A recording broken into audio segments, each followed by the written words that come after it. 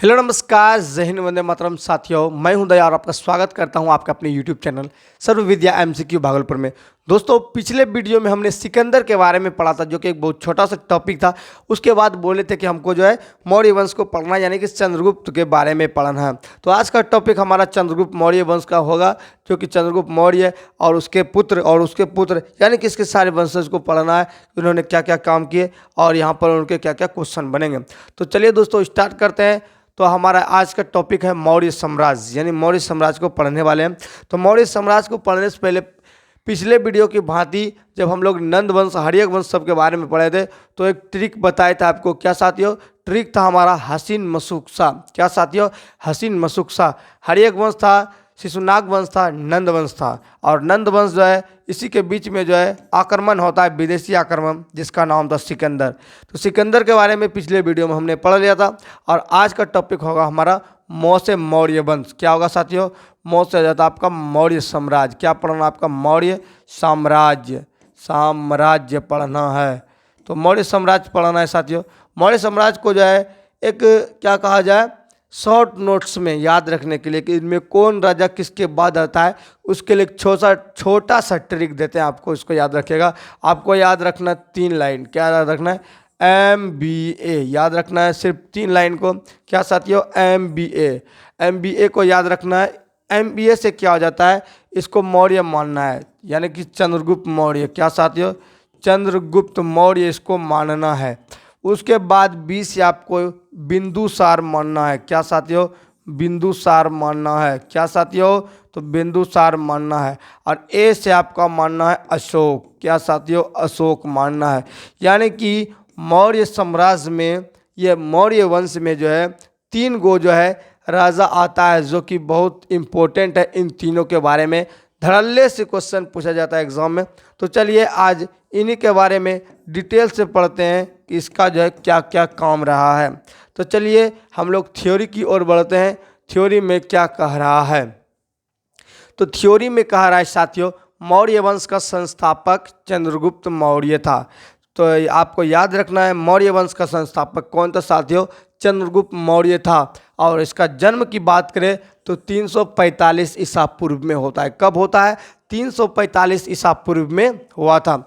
Justin ने चंद्रगुप्त मौर्य को Sandrocottus कहा था। ये जस्टिन था जो कि चंद्रगुप्त मौर्य को सेंड्रोकोटस कहा था, जिसकी पहचान विलियम जोन्स ने चंद्रगुप्त मौर्य से की। जिसका पहचान जो है किससे करता है? तो विलियम जोन्स से चंद्रगुप्त मौर्य की। पहले इसको अलग मानता था, लेकिन बाद में साथियों क्या हुआ था कि इसका जो पहचान जो चंद्रगुप्त मौर्य से किया। विशाख दत्त का कृत एक मुद्रा राक्षस चंद्रगुप्त मौर्य के लिए वृषल आशय निम्न कुल में उत्पन्न शब्द का प्रयोग करता है। ये जो है विशाख दत्त के द्वारा जो कृत मुद्रा राक्षस है, ये आपको याद रखना है। ये क्वेश्चन आपको जो है विविध में भी पढ़ने के लिए मिलेगा। मुद्रा राक्षस के लेखक कौन है? तो मुद्रा राक्षस के लेखक है विशाख दत्त। कौन है जी? मुद्रा राक्षस के लेखक कौन है? तो ये आपको याद रखना है, मुद्रा राक्षस के लेखक कौन है?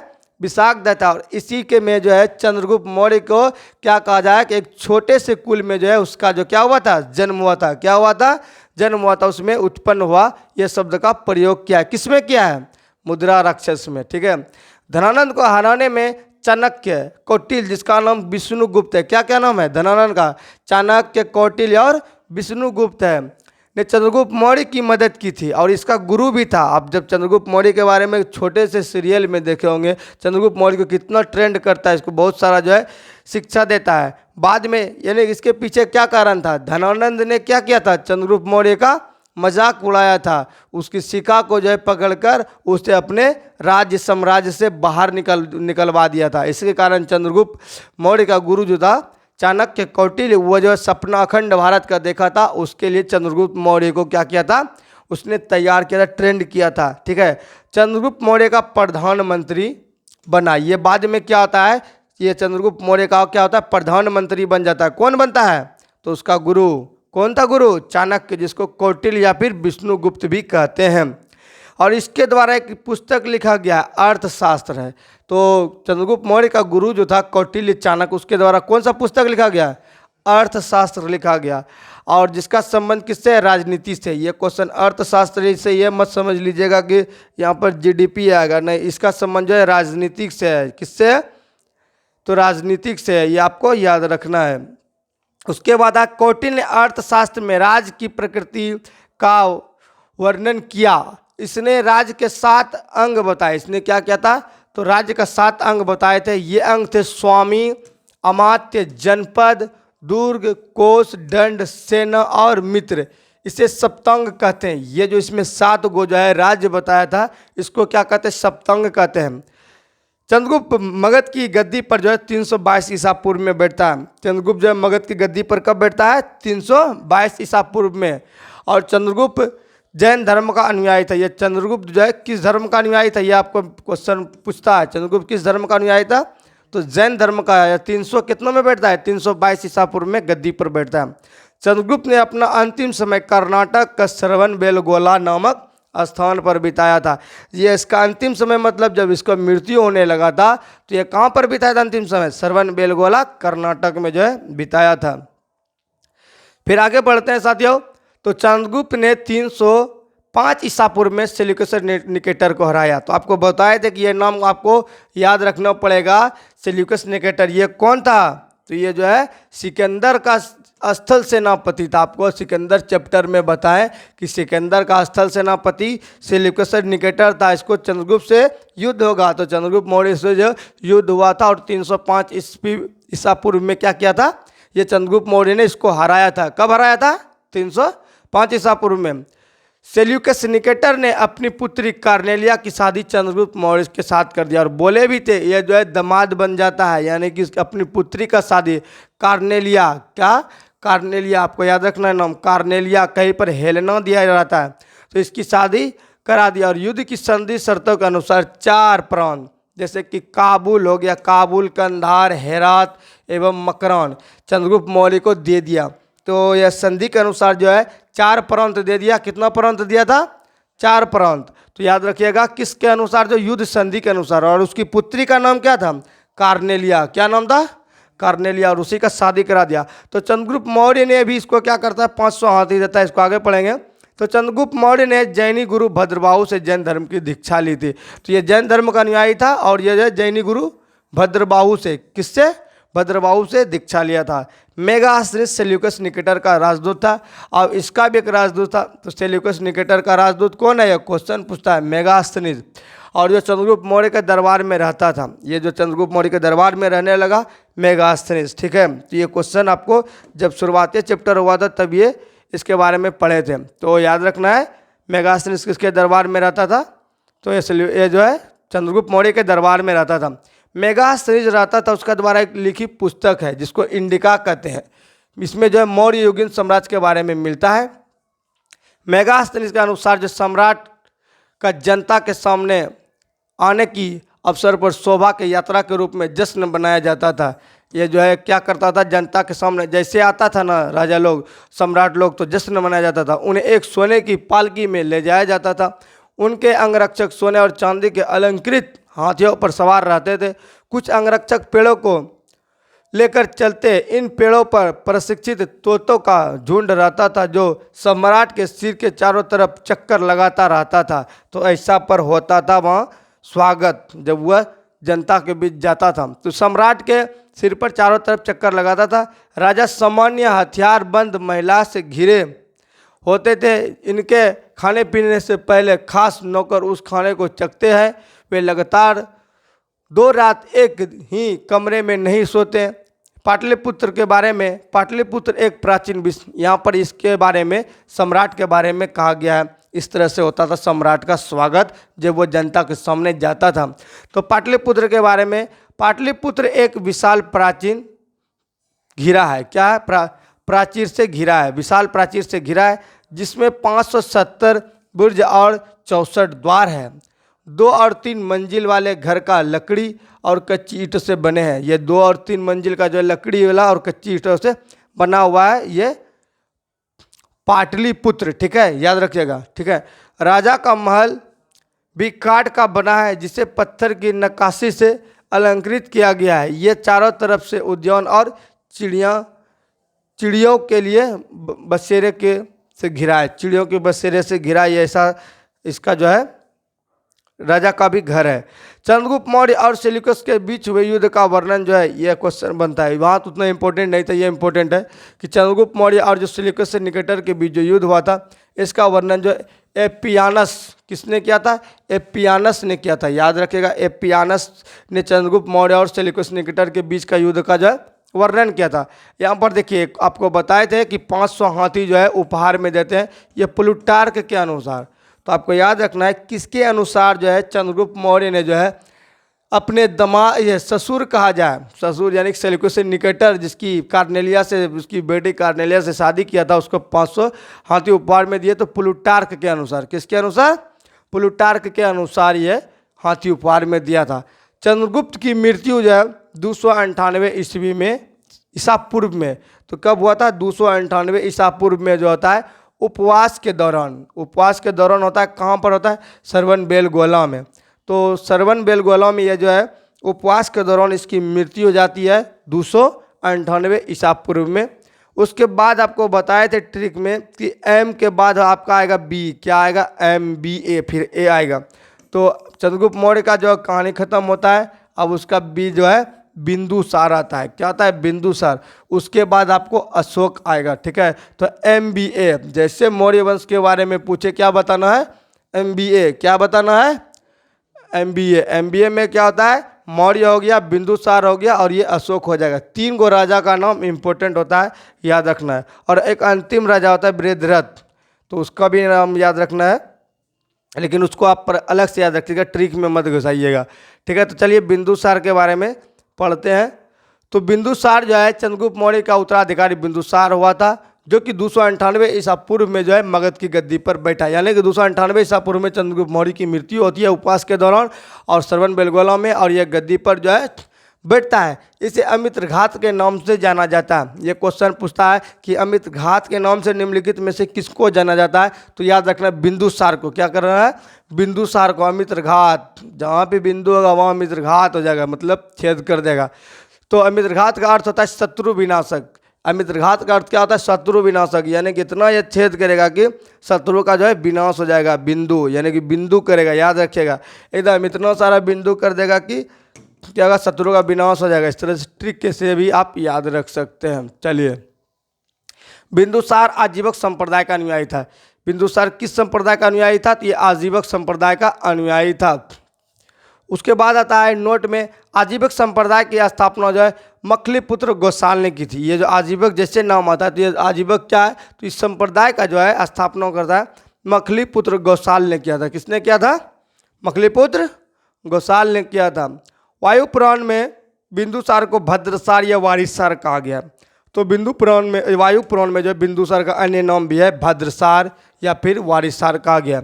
स्ट्रेबो के अनुसार सीरियन नरेश एंटीयोकस ने बिंदुसार के दरबार में डायमेकस नामक राजदूत भेजा था। इससे ही मेगास्थनीस का उत्तराधिकारी माना जाता है। तो मेगास्थनीस का जो उत्तराधिकारी है साथियों, किसको माना जाता है? तो डायमेकस को। यानी कि इसका ट्रिक याद करना है, बिंदु। बिंदु लोग जो है क्या करता है? तो एक ट्रिक है इसको याद रखने के लिए कि जो है बिंदुसार के दरबार में कौन आया था? तो डायमेकस नामक राजदूत भेजा था। तो उसका उत्तराधिकारी, डायमेकस का उत्तराधिकारी माना जाता है। स्ट्रेबो का एंटीयोकस, बिंदुसार के दरबार में एंटीयोकस आया था, जो कि इसका उत्तराधिकारी था, डायमेकस का। जैन ग्रंथों में बिंदुसार को सिंहसेन कहा गया। तो जैन ग्रंथ में भी जो है इसका वर्णन किया है और इसको सिंहसेन कहा गया। तो याद रखिएगा, सिंहसेन कहा गया। और इसमें वायु पुराण में क्या कहा था इसको? भद्रसार या फिर वारिसार। बिंदुसार के शासन काल में तक्षशिला, सिंधु एवं झेलम नदी के बीच में हुए 2 विद्रोह का वर्णन है। यहाँ पर क्या होता है? बिंदुसार के समय में 2 विद्रोह हो जाता है। तक्षशिला यानी सिंधु और झेलम नदी के बीच में जो 2 विद्रोह का वर्णन है। इस विद्रोह को दबाने के लिए बिंदुसार ने पहले सुसीम और बाद में अशोक को भेजा था। तो होता क्या है? सुसीम जो है नहीं दबा पाता है विद्रोह को, लेकिन अशोक क्या करता है? इसको सफल हो जाता है। इसीलिए जो है अशोक को फिर जो है राजा बनता है। ये क्या है? अशोक जो है गद्दी पर बैठता है। इसी के कारण जो है इसका जो है राजा ये पर नहीं बैठता है, अशोक का नाम आता है इसके बाद, ठीक है, ये भी याद रखिएगा। उसके बाद जो है एथियंस के अनुसार बिंदुसार ने सीरिया के शासक एंटीयोकस प्रथम से मदिरा, ये क्वेश्चन पूछता कि जो है ये जो एंटीयोकस प्रथम से जो है बिंदुसार ने क्या क्या जो है मदिरा सूखे अंजीर एवं एक दार्शनिक भेजने की प्रार्थना की थी। तो क्या इसका किसका जो प्रार्थना करता है, तो मदिरा सूखे अंजीर एवं एक दार्शनिक भेजने की प्रार्थना की थी एंटियोकस प्रथम से। ठीक है। बौद्ध विद्वान तारानाथ ने बिंदुसार को 16 राज्यों का विजेता बताया। तो बिंदुसार को बौद्ध का जो तारानाथ था, ये तारानाथ क्या है, तिब्बती लेखक है। ये तारानाथ क्या है, एक तिब्बती लेखक है। इसका भी आपको याद रखना है। इसने क्या बताया, 16 राज्यों का विजेता बताया। बिंदुसार की सभा में 500 सदस्यों वाली एक मंत्री परिषद थी जिसका प्रधान खल्लाटक होता था। कौन होता था, खल्लाटक होता था। 500 जो सदस्य होता था उसका प्रधान खल्लाटक होता था। इस तरह से बिंदुसार के बारे में जो है पूरा डिटेल्स है। तो बिंदुसार के बारे में ज़्यादा कुछ खास याद नहीं रखना है, बस याद रखना है कि चंद्रगुप्त का जो है उत्तराधिकारी बिंदुसार होता है। ये जो एंटियोकस के प्रथम से जो है सूखा अंजीर मदिरा ये सब जो मंगवाता है और इसके समय में विद्रोह हो जाता है। उसका जो है 2 पुत्र होता है, एक का नाम होता है सुसीम और दूसरा का नाम होता है अशोक। या सुसीम जो नहीं दबा पाता है विद्रोह को, अशोक दबाता है, इसलिए बाद में अशोक राजा बनता है। और यह 500 जो है सदस्यों वाले मंत्री परिषद होती है जिसको खल्लाटक कहते हैं। ये सभी बातें याद रखना है। और भद्रसार, वारिसार, अमित्रघात ये सब नाम से जो है बिंदुसार को जानते हैं। अब आइए अशोक के बारे में पढ़ते हैं। और अशोक को पढ़ने के बाद जो है इसी जगह जो है चैप्टर क्लोज करेंगे। उसके बाद जो इसके अगले चैप्टर के बारे में पढ़ेंगे। तो बिंदुसार का उत्तराधिकारी अशोक महान हुआ था, जो आपको बताए थे MBA यानी कि ए से अशोक महान के बारे में। अशोक महान हुआ था जो कि 269 ईसा पूर्व में जो है मगध की गद्दी पर बैठा था। अशोक की माता का नाम सुभद्रांगी था। कौन क्या नाम था, सुभद्रांगी था, जो कि दिव्यावदान के अनुसार, यह दिव्यावदान है इसके अनुसार सुभद्रांगी था। राजगद्दी पर बैठने के समय अशोक जो है अवंती का राज्यपाल था। जब यह बैठा था तो अवंती का राज्यपाल था। मास्की, गुर्जर्रा, नेत्तुर एवं उडेगोलम के लेखकों के अनुसार अशोक का नाम अशोक मिलता है। तो किसके अनुसार, मास्की, गुर्जर्रा, नेत्तुर, ये आपको याद भी रखना है, यह कहाँ का अभिलेख है, यह कहाँ का भी अभिलेख है। मास्की, गुर्जर्रा, नेत्तुर और उडेगोलम के लेखकों के अनुसार अशोक का नाम क्या मिलता है, अशोक मिलता है। ये आपको याद रखना है। फिर यहाँ पर एक छोटा सा टॉपिक है, इसको भी देख लेते हैं। तो मौर्य प्रांत है और इधर राजधानी है। तो उत्तरापथ की राजधानी तक्षशिला थी और अवंती राष्ट्र का उज्जैनी थी और कलिंग की राजधानी तोसली थी। यह क्वेश्चन आपको बहुत सारा मिला होगा। दक्षिणापथ की राजधानी थी सुवर्णगिरी। क्या था, सुवर्णगिरी था। और प्रासी जो पूर्वी प्रांत है उसका राजधानी था पाटलिपुत्र। यह क्वेश्चन आपको देखने के लिए मिला होगा कहीं ना कहीं, कम से कम कलिंग के बारे में तो जरूर देखने के लिए मिला होगा। कलिंग की राजधानी तोसली, ये आपको याद भी रख लेना है। चलिए आगे की ओर बढ़ते हैं। उसके बाद है साथियों, अशोक का इतिहास हमें मुख्यतः उसके अभिलेखों से ही ज्ञात होता है। तो आपको बताया था कि अशोक का जो अभिलेख बहुत सारा है, तो उसके अभिलेख से इसका जो है इतिहास के बारे में जानकारी मिलता है। इसके अभिलेखों को निम्न वर्गों में विभाजित किया गया है। तो पहला शिलालेख है और दूसरा स्तंभ लेख है और तीसरा गुहालेख है। तो शिलालेख किसको कहते हैं, स्तंभ लेख किसको कहते हैं और गुहालेख किसको कहते हैं, इसको भी जानेंगे। तो सबसे पहले यहाँ पर एक नोट में दिया गया है, D.R. भंडाकर ने जैसे इतिहासकार ने अभिलेखों के आधार पर ही अशोक को इतिहास लिखने का प्रयास किया। या अशोक के इतिहास को लिखने का प्रयास जो ये जो D.R. भंडाकर है तो अभिलेखों के अनुसार लिखा है, न कि ऐसे लिख दिया है। उसके बाद कर्नाटक के कलाबुर्गी जिले के चित्तापुर तालुक के कनगनहल्ली से प्राप्त उभारदार मूर्तिशिल रिलीफ स्कल्पचर शिलालेख से अशोक के प्रस्तर रूपचित्र के साथ साथ रानियों अशोक, राजा अशोक के उल्लेख है। ये जो इस तरह का जो है उल्लेख मिलता है कर्नाटक के कलाबुर्गी जिले में चित्तापुर तालुक के कनगनहल्ली के प्रांत से। यह इस तरह का जो है यहाँ पर रानियों अशोक के राजा के उल्लेख है। यहाँ पर एक है कनगहल्ली भीमा नदी के बाएं तट पर स्थित है। ये सब उतना इम्पोर्टेंट नहीं है पर आपको याद रख लेना है। इम्पोर्टेंट जो होगा हम आपको उसके बारे में बताते चलेंगे। यहाँ पर है शिलालेख का संबंधित राज्य और स्थान, तो इसको बाद में देखेंगे। पहले जो है थ्योरी को देखते चलेंगे। तो भाब्रू अभिलेख में अशोक के स्वयं को मगध का सम्राट बताया। ये क्वेश्चन इंपॉर्टेंट है। तो अशोक ने जो है मगध का सम्राट, स्वयं को मगध का सम्राट किस अभिलेख में बताया था, तो भारभू एक है, भारभू अभिलेख है जिसमें जो है स्वयं को क्या बताया, मगध का सम्राट बताता है। पुराणों में अशोक को अशोक वर्धन कहा गया। पुराणों में अशोक को क्या कहते हैं, अशोक वर्धन कहते हैं। और देवानोम प्रिय प्रियदर्शी, ये जो है देवानौम प्रियदर्शी जो अशोक का ही नाम है। ये आपको क्वेश्चन भी मिलता है, देवानौम प्रिय किसका नाम है या फिर प्रियदर्शी, तो ये जो है अशोक का ही नाम है। अशोक ने अपने अभिषेक के 8 वर्ष बाद लगभग जो है 261 ईसा पूर्व में कलिंग पर आक्रमण किया। ये इंपॉर्टेंट है साथियों, ये जो है ये वाला आपको बहुत इंपॉर्टेंट है, याद रखना है कि अशोक ने जो कलिंग पर कब आक्रमण किया था, तो 261 ईसा पूर्व में कलिंग पर आक्रमण किया था। और इसी युद्ध के परिणाम स्वरूप जो अशोक जो है शस्त्र का त्याग कर देता है, जिसके कारण से उसका जो है ये जो वंश का जो धीरे धीरे पतन होने लगता है। और कलिंग की राजधानी तोसली पर अधिकार कर लिया, आक्रमण करके जो है वहाँ पर कलिंग की राजधानी तोसली पर अधिकार कर लेता है। उल्लेख जो है यह 13वां जो है शिलालेख में, इसका उल्लेख किस शिलालेख में है, तो 13वां शिलालेख में है इसका उल्लेख कलिंग पर जो आक्रमण किया है।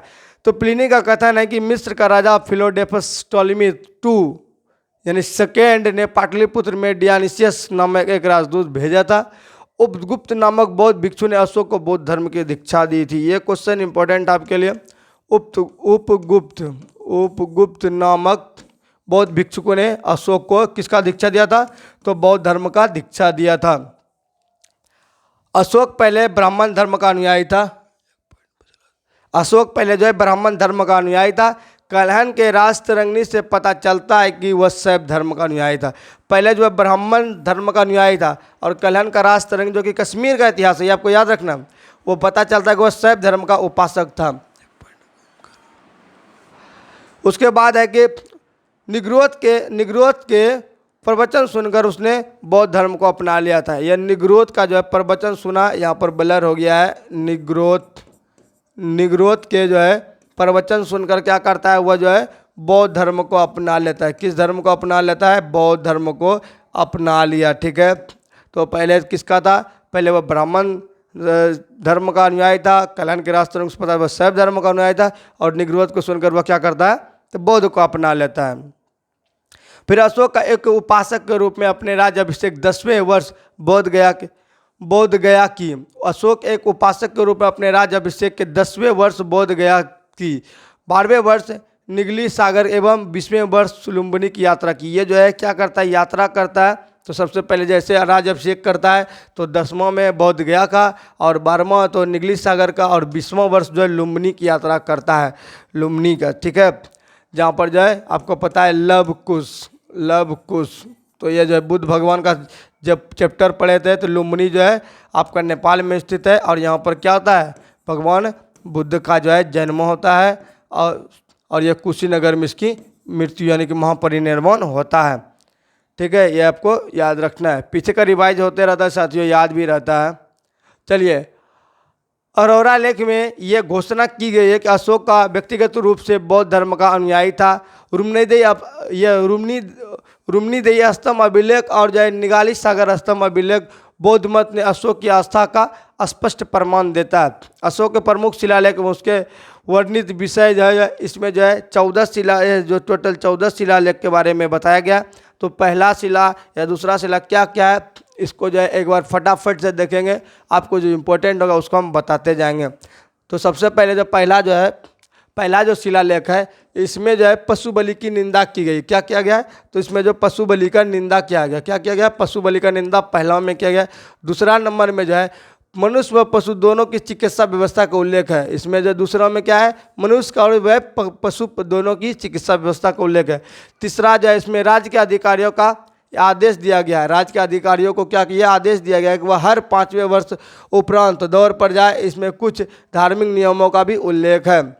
फिर चौथा है इसमें भेरी घोष, आपको ये वाला याद रखना है, ये वाला पहला वाला पहले याद रखना है। इसमें जो है फिर भेरी घोष की जगह धर्म घोष की घोषणा की गई है। 5वां में इसमें धर्म महामात्रों की अनुयुक्ति की जानकारी दी गई है। 6वां में इनमें जो है आत्मा नियंत्रण की शिक्षा दी गई है, याद रखना है। आत्मा नियंत्रण की जानकारी किस में दिया गया, तो 6वां में दिया गया। 7वां 8वां इनमें अशोक की तीर्थ यात्रा का उल्लेख है, ये भी इंपॉर्टेंट है। 7वां में और 8वां में क्या इसका जो यात्रा किया था उसका उल्लेख है। फिर 9वां में होता है इसमें जो सच्ची भेंट तथा सच्चे शिष्टाचार का उल्लेख है, इतना इंपॉर्टेंट है। 10वें में अशोक ने आदेश दिया है कि राजा तथा उच्च अधिकारी हमेशा प्रजा के हित में सोचेंगे। उसके बाद आपका आता है 11वां आता है। 11वां में कहा गया है इनमें धर्म की व्याख्या की गई है। और 12वां इसमें स्त्री महामात्र की नियुक्ति एवं सभी प्रकार के विचार के सम्मान बात की गई है। 13वां इनमें जो ये इंपॉर्टेंट है, ये बहुत सारा इंपॉर्टेंट है, आपको ये थ्योरी में भी पढ़ने के लिए मिलेगा। 13वां क्या करता है, कलिंग युद्ध के बारे में वर्णन है। अशोक के हृदय परिवर्तन की बात कही गई है, ये बताएं तभी हृदय परिवर्तन हो जाता है। इसी में 5 यवन राजाओं के नाम का उल्लेख मिलता है जहाँ उसने धर्म का प्रचार, ये जो धम्म संघ जो था इसका प्रचारक भेजे थे। 14वां जो अशोक की जनता को धार्मिक जीवन बताने के लिए प्रेरित करता है। इसमें जो है 14 शिलालेख जो है ये जो है सभी के बारे में जानकारी देता है। फिर अशोक ने आजीविकों को रहने हेतु बराबर की पहाड़ियों पर 4 गुफा का निर्माण करवाता है। तो अशोक ने जो आजीविक को रहने के लिए कहाँ पर, बराबर की पहाड़ी पर जो है 4 गुफा का निर्माण करता है, जिनका नाम जो है कर्ज, चौपार, सुदामा तथा विश्व झोपड़ा है। तो ये जो है 4 गो का निर्माण करता है। तो क्वेश्चन बनता है कि विश्व झोपड़ा का निर्माण क्या करवाया था, तो विश्व झोपड़ा का निर्माण जो अशोक ने करवाया था। तो कर्ज का जो किसने करवाया था, तो ये जो है अशोक ने करवाया था। चौपार किसका ये गुफा बनवाया था, तो ये जो है अशोक ने बनवाया था। इस टाइप से क्वेश्चन बनता है, आपको सेट में भी मिला होगा। अशोक के पौत्र दशरथ ने आजीविकों को नागार्जुन गुफा प्रदान की थी और अशोक के 7वें स्तंभ लेख में आजीविकों का उल्लेख किया गया है, ये आपको बताएं अभी। और ये तथा महामात्रों का आजीविकों के हितों में ध्यान रखने के लिए कहा गया है। फिर आता है अशोक ने बौद्ध धर्म के लिए प्रचार के लिए, हाँ ये इंपॉर्टेंट है, अशोक का जो एक पुत्र एक पुत्री होता है जो कि वह जो है प्रचार करने के लिए, किसका, तो अशोक ने पुत्र पुत्री को बौद्ध धर्म का प्रचार करने के लिए, किस धर्म का, तो बौद्ध धर्म का प्रचार करने के लिए श्रीलंका भेजता है। किसको किसको, तो महेंद्र को भेजता है और संघमित्रा को भेजता है। याद रखना है, महेंद्र और संघमित्रा जो है ये अशोक का पुत्र एवं पुत्री था, ये उसको जो है श्रीलंका भेजता है, ये जो बौद्ध धर्म का प्रचार करने के लिए। ठीक है, बौद्ध धर्म परंपरा और उनके लिपियों के अनुसार अशोक 84,000 स्तूपों का निर्माण किया था। ये बौद्ध परंपरा उनकी लिपि में क्या बताते हैं, 84,000 स्तूपों का यह निर्माण किया था। भारत में शिलालेख का प्रचलन सर्वप्रथम अशोक ने किया था। ये शिलालेख, शिला पर लिखने का लेख जो है, पत्थर पर लिखने का लेख जिसको शिलालेख बोलते हैं, इसका प्रचलन अशोक ने स्टार्ट किया था। अशोक के शिलालेख में ब्राह्मणी, खरोष्टी, ग्रीक, अरमाइक यह सब जो है क्या है, लिपि का प्रयोग हुआ है। ग्रीक एवं अरमाइक लिपि का अभिलेख अफगानिस्तान से, खरोष्टी लिपि का जो है शाहवाजगढ़ी एवं मनसेहरा पाकिस्तान के पेशावर निकट उत्तर पश्चिम से, और शेष भारत ब्राह्मणी लिपि का अभिलेख मिला है। ये सब जो है यहाँ जहाँ जहाँ पर से मिला है इसके बारे में जानकारी दिया गया है। खरोष्टी लिपि दाएं से बाईं ओर लिखी जाती थी। खरोष्टी लिपि किधर से लिखा जाता था, तो दाएं से बाईं ओर लिखी जाती थी। और हम लोग क्या लिखते हैं, तो बाएं से दाएं लिखते हैं, हम लोग इधर से लिखते हुए अपने दाहिने की तरफ जाते हैं, ये उल्टा लिखता था खरोष्टी लिपि। फिर यहाँ पर जो है अर्थशास्त्र के वर्णित तीर्थ, ये उतने इम्पोर्टेंट नहीं है, आगे चलते हैं। अशोक के अभिलेखों के 3 भागों में बटा है, शिलालेख, स्तंभलेख तथा गुहालेख। शिलालेख की खोज जो 1750 ईस्वी में पादेंट्री फेंथलर, इसको एक छोटा सा नाम याद रखना, फेंथलर ने किया था। जो अशोक का जो शिलालेख का खोज किया था किसने, फेंथलर ने किया था 1750 में। कब किया था, 1750 ईस्वी में। और इसकी संख्या जो कहते हैं 14 है। आपको 14 के बारे में बताएं। अशोक के शिलालेख जो है अभिलेख को पढ़ने की सबसे पहली सफलता 1837 में जेम्स प्रिंसेप को हुई थी। ये क्वेश्चन बनता है कि अशोक का जो है शिलालेख जो है सबसे पहले किसको सफलता मिला पढ़ने में, तो जेम्स प्रिंसेप को मिला। किसको मिला, जेम्स प्रिंसेप को मिला। और खोजा था कि 1750 ईस्वी में फेंथलर ने, किसने कहा था, फेंथलर ने खोजा था। अशोक के स्तंभलेख की संख्या 7 है। स्तंभलेख की संख्या 7 है, जबकि शिलालेख की संख्या कितना है, तो 14 है। शिलालेख की संख्या कितना है, 14। स्तंभलेख की संख्या 7 है, जो केवल ब्राह्मणी लिपि में, शिलालेख जो है किसमें, ब्राह्मणी लिपि में लिखा गया है। ये अलग अलग स्थानों से प्राप्त हुआ है। जैसे कि पहला जो है प्रयाग स्तंभ अभिलेख, ये जो कौशाम्बी में स्थित था। इस स्तंभ अभिलेख को अकबर ने इलाहाबाद किले में स्थापित किया। यह पहले कहाँ था, तो ये आपका पहले कौशाम्बी में स्थित था, उसको जो है अकबर ने क्या कर दिया, इलाहाबाद में स्थापित कर दिया। फिर दिल्ली का टोपरा, यह स्तंभलेख जो फिरोज शाह तुगलक के द्वारा टोपरा से दिल्ली लाया गया। पहले टोपरा में था, और जो फिरोज शाह तुगलक ने क्या किया, एफटी ने क्या किया, इसको एफटी कर दिया, यानी कि इसको बदल कर जो है दिल्ली में ला लिया, दिल्ली टोपरा लाया। दिल्ली मेरठ, फिर जो है मेरठ में स्थित यह स्तंभलेख फिरोज शाह द्वारा, एफटी के द्वारा है क्या, फिरोज शाह द्वारा, तुगलक नहीं है, फिरोज शाह ने किया था, फिरोज शाह द्वारा जो है दिल्ली लाया गया। रामपुरवा, यह स्तंभलेख चंपारण बिहार में है। ये इंपॉर्टेंट है बिहार वालों के लिए। रामपुरवा स्तंभ यह चंपारण बिहार में स्थापित है। इसकी खोज जो है 1872 में कार्लायल ने किया था, ये रामपुरवा। तो अशोक का पूछा जाएगा कि बिहार में कौन सा है? तो रामपुरवा जो है स्तंभ लेख है। लौरिया अरेराज चंपारण बिहार में, ये भी इंपॉर्टेंट है। लौरिया नंदगढ़ चंपारण बिहार में इस स्तंभ पर मोर का जो है चित्र बना हुआ है, छठा। और जो है फिर आपका जो है कौशाम्बी अभिलेख को रानी का अभिलेख कहा जाता है, ये बहुत इंपॉर्टेंट है। कौशाम्बी अभिलेख को क्या कहा जाता है? तो रानी का अभिलेख। किस अभिलेख को रानी का अभिलेख कहा जाता है? ये क्वेश्चन आपको देखने के लिए बहुत सारा मिला होगा। तो रानी का अभिलेख जो है कौशाम्बी अभिलेख को कहा जाता है। अशोक का 7वां अभिलेख सबसे लंबा है, तो अभिलेखों में सबसे जो लंबा अभिलेख है वो 7वां अभिलेख है, ठीक है। और अशोक से सबसे छोटे अभिलेख रुम्नीदेही है, सबसे छोटा रुम्नीदेही है। इसमें लुम्बिनी में धम्म यात्रा के दौरान अशोक द्वारा भू राजस्व दर घटाकर 1/8 भाग कर दिया गया और लुम्बिनी ग्राम का धार्मिक कर जो है बलि माफ कर दिया, ठीक है। धार्मिक कर जो है बलि का कर जो था उसको क्या करता है? माफ कर देता है। नोट, महास्थान बांग्लादेश से प्राप्त सगोरा का ताम्रपत्र अभिलेख में मौर्य काल में अकाल सूखा जैसे देवी प्रकोप के समय राज्य द्वारा राहत कार्य किए जाने का विवरण मिलता है। तो महास्थान बांग्लादेश से सगोरा अभिलेख मिलता है। इसी में क्या है? अकाल के बारे में जानकारी मिलता है, देवी के बारे में जानकारी मिलता है कि प्रकोप पड़ गया। प्रथम पृथक शिलालेख में यह घोषणा किया कि मनुष्य मेरे बच्चे हैं। अशोक का सारे कुना कंदाहार अभिलेख में ग्रीक एवं अरमाइक भाषाओं से प्राप्त था, यह इंपॉर्टेंट है। तो अशोक का सार एक कुना, जिसको कंधार अभिलेख कहते हैं, ग्रीक एवं अरमाइक भाषाओं से प्राप्त हुआ है। साम्राज्य में मुख्यमंत्री एवं पुरोहित की नियुक्ति के लिए इसके चरित्र को काफ़ी जांचा परखा जाता था, जिसे उपदा परीक्षक कहा जाता था। बहुत सारा जांच पड़ताल को जो कि ये जो है क्या करते थे? पुरोहित की नियुक्ति के लिए बहुत सारा जांच पड़ताल के बाद जो है उसे दिया जाता, जिसको उपदा परीक्षक कहा जाता था। सम्राट का सहायता के लिए मंत्री परिषद होती थी, जिसमें सदस्यों की संख्या 12, 16 या फिर 20 हुआ करती थी। अर्थशास्त्र श्रेष्ठ अधिकारी के रूप में तीर्थ का उल्लेख मिलता है, जिसे महामात्र भी कहा जाता है। इसकी संख्या 18 थी। अर्थशास्त्र में चर जासूस को कहा जाता था। अर्थशास्त्र में चर जो है जासूस को कहा जाता है। ये चर पूछा जाएगा, जासूस को किस में कहते हैं? अर्थशास्त्र में कहते हैं। अशोक के समय मौर्य साम्राज्य की प्रांतों की संख्या 5 थी। चक्र का, जिसे चक्र प्रांतों को चक्र कहा जाता था। प्रांतों के प्रशासक कुमार या फिर आर्यपुत्र या राष्ट्रिक कहलाते थे। उसके प्रशासनिक के बारे में हम लोग अब पढ़ रहे हैं। प्रांतों का विभाजन के विषय में किया गया था, जो विस्पति के अधीन होते थे। प्रशासन की सबसे छोटी इकाई ग्राम थी, जिसका मुखिया ग्रामिक होता था। प्रशासकों में सबसे छोटा गोप था, जिसे 10 ग्रामों का शासन संभालता था। फिर आता है मेगास्थनीज के अनुसार का प्रशासन 30 सदस्यों का एक मंडल होता था, जो 6 समिति के विभाजित करता था। प्रत्येक समिति के लिए 5 सदस्य होते थे। बिक्री कर के रूप में मूल्य का 10वां भाग वसूला जाता था। इसे बचने के लिए मृत्यु दंड दिया जाता था। क्या करता था? मृत्यु दंड दिया जाता था। फिर यहाँ पर क्या दिया? प्रशासनिक समिति एवं उनके कार्य। तो प्रथम, द्वितीय, तृतीय, चतुर्थ, ये उतना इम्पोर्टेंट नहीं है, इसको हटाइए।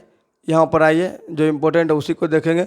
तो मेगा अनुसूचित के अनुसार एग्रोनोमाई मार्ग निर्माण अधिकारी था। तो एग्रोनोमाई मार्ग निर्माण अधिकारी कौन था? मेगा अनुसार। ये तो लगता है PDF गड़बड़ हो गया है। जस्टिन के अनुसार चंद्रगुप्त मौर्य की सेना, वहाँ जस्ट ये पर यहाँ पर कुछ गड़बड़ है, इसके ऊपर ये। जस्टिन के अनुसार जो चंद्रगुप्त मौर्य की सेना में लगभग 50,000 अश्वरोही थे सैनिक, और सैनिक थे 9,000, हाथी 8,000। सॉरी, यहाँ पर जो है डाटा गलती हो रहा है। तो जस्टिन के चंद्रगुप्त मौर्य की सेना में लगभग 50,000 अश्वरोही सैनिक, 50,000 क्या थे? अश्वरोही सैनिक था, और 9,000 हाथी व 8,000 रथ थे। तो 50,000 अश्वरोही मतलब जो है अश्वरोही सैनिक था। अश्वरोही मतलब घोड़ा पर रहने वाला। फिर हाथी वाला 9,000 था और रथ वाला था 8,000। ये जस्टिन के अनुसार। जस्टिन नामक यूनानी लेखक के अनुसार चंद्रगुप्त अपनी 6 लाख की फौज से सारे भारत को रौंद दिया था। ये जो चंद्रगुप्त के बारे में भी इसमें दिया है, इसके पूरे प्रशासनिक के बारे में बात करें।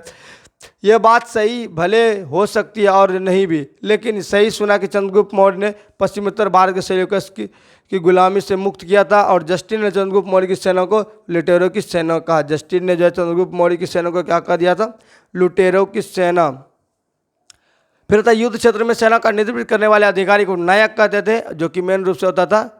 तो सैन्य विभाग का सबसे बड़ा जो अधिकारी सेनापति होता था। प्लिनी नामक यूनानी लेखक के अनुसार चंद्रगुप्त मौर्य की सेना में जो है 6 लाख सिपाही जो पैदल सिपाही थे, 30,000 घुड़सवार, 11,000, 10,000 लाख, 6 लाख दिया, 6 लाख थे, और जो 30,000 जो घुड़सवार थे, और 9,000 हाथी थे। ये जो है प्लिनी के अनुसार। किसके अनुसार? तो ये प्लिनी के अनुसार।